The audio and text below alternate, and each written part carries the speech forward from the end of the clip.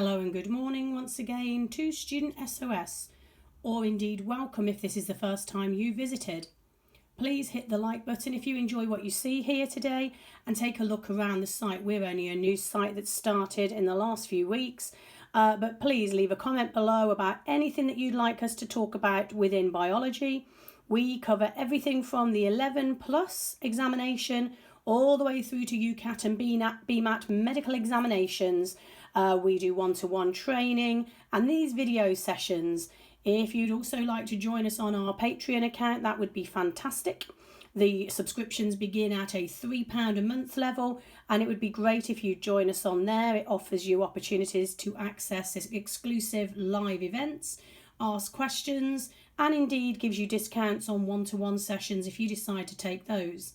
Just like to give a little shout out to Claire, who sent me this card and is now being used quite regularly as the front page for my videos, because I love the idea of this being a selfie. As you all will already know, if you're a subscriber, and if you're not, hit that subscribe button below.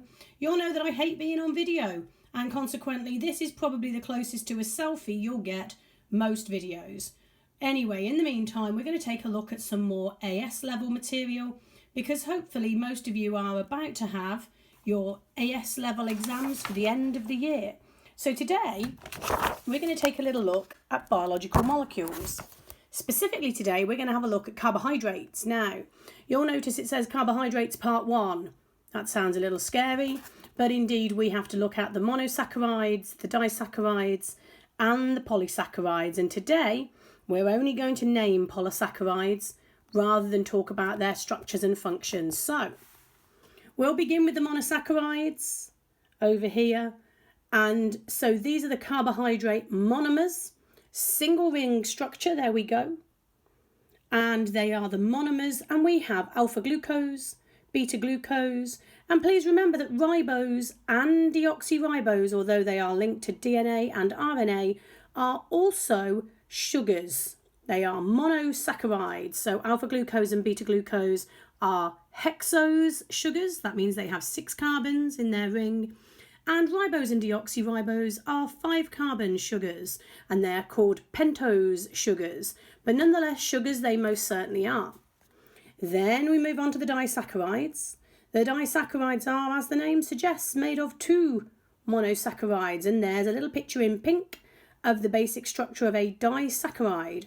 They are maltose, sullabiose, sucrose. This is a non-reducing sugar. More about that when we look at biological food tests.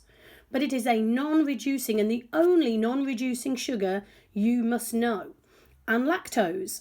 So maltose is made up of 2 alpha glucose, sullabiose of 2 beta glucose, and sucrose you'll find which is just table sugar, and lactose is sugar you find in milk. And so they are the sugars you need to know about, which are disaccharides. And then we move on to the polysaccharides. Now these are polymers, for those of you who are chemists or remember polymers from chemistry at GCSE. Polysaccharides, it just means there are lots of monomers joined together in a chain, hence the ... So this is just the start of a chain, and this continues for n number of monomers, so there is no limit. So starch is a polysaccharide, storage polysaccharide in plants. Glycogen is your storage polysaccharide in humans and animals. Cellulose is the structural polysaccharide found in plant cell walls. And amylose is one of the structures found within starch to produce the structure that is spiraled and branched. So these are all polysaccharides. You need to know about these guys.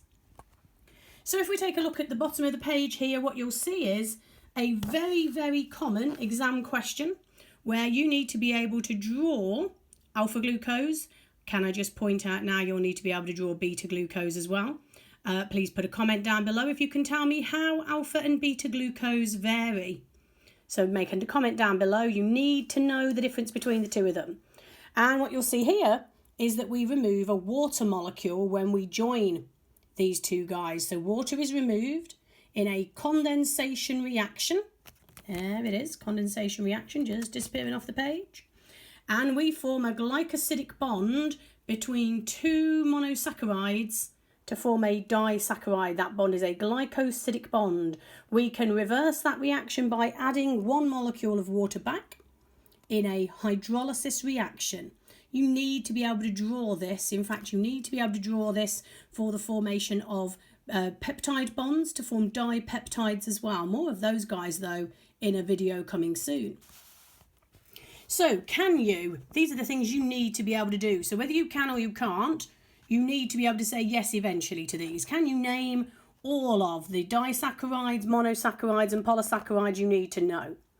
Can you name the monomers which form your disaccharides and polysaccharides? You need to be able to identify those because you may need to talk about those in particularly 6-mark questions. Can you identify reducing and non-reducing disaccharides? Yes, you certainly can, because we've just done that. All the other guys other than sucrose are reducing sugars, and the sucrose is a non-reducing sugar. This is particularly important when we look at testing sugars with the Benedict solution. We'll look at that in a video coming soon within the practical section. Can you show how the monomers bond? Yes, you can. It's at the bottom of this page. Can you name the bond? Yes, you can. Again, at the bottom of the page. And the reaction to form or break it. You should be able to if you were listening.